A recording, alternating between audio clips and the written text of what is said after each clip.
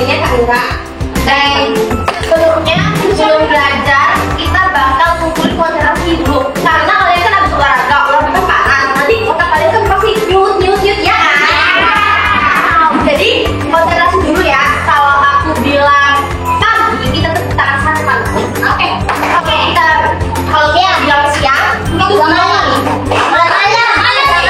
Kalau sore 3 kali. Kalau malam 3 kali. Gak ada yang iya jangan kompak, harus kompak dibandingkan yang lain. Setuju? 1, 2, 3 pagi.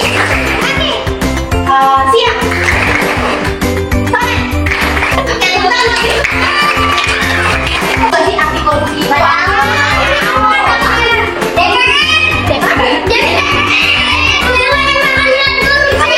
Jadi di sini bakal jelasin dulu arti dari korupsi ya. Kalau bakal jelasin korupsi itu apa sih? Kira-kira kalian pasti kalau dengar korupsi itu dengarnya uang kan?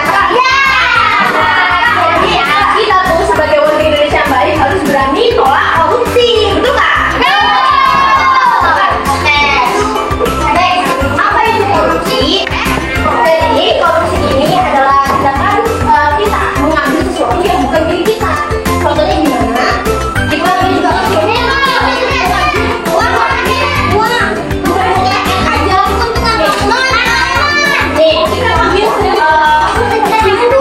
baru punya orang lain. Misalnya siapa namanya? Raka ini? Rasya. Ngambil ya? Ambil botol minumnya sih. Terus, nah itu tuh namanya tindakan korupsi. Korupsi itu contoh ya, contoh doang. Korupsi yang berbohong buat kepentingan kamu bertiga. Perhatian. Ya boy, mati dulu. Gak apa-apa. Kan foto doang. Nah, bisa terus itu. Nah, misalnya berbohong untuk dapat sesuatu. Misalnya di mana kayak ibu guru nih ngomong kayak siapa yang udah ngerjain PR hari ini gitu. Terus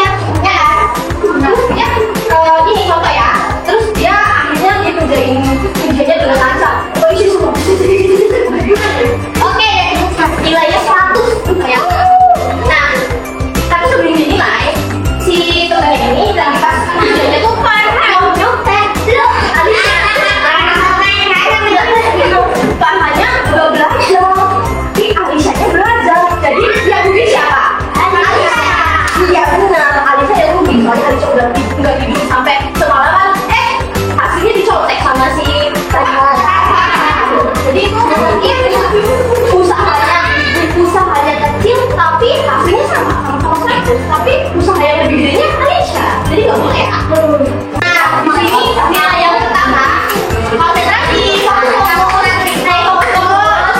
diam ya. Dan oke, yang pertama ada jujur. Siapa yang jujur? Udah jujur. Sini, aku selalu jujur. Aku keren, keren banget. Yang kedua ada mandiri. Mandiri ini contohnya gimana? Mandi sendiri, selain mandi sendiri. Itu sendiri. Ya bisa. Nah kita juga bisa ngerjain PR sendiri tanpa bantuan orang tua. Ini namanya mandiri. Nanti ada bantuan. Ya itu juga mandiri. Selain kamu udah ngaku tuh jadi PR yang HP, kamu udah jujur tepuk tangan dong. Nah terus ada tanggung jawab. Siapa yang tahu contohnya dari tanggung jawab? Ya, nah, terus yang lagi punya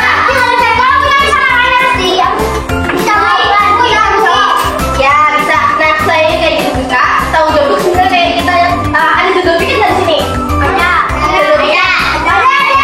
Sekarang cek bersama. Oke, coba ya. Dari sekolah terus tuh piket misalnya piket tuh kan bikin yang baru-baru nih. Iya.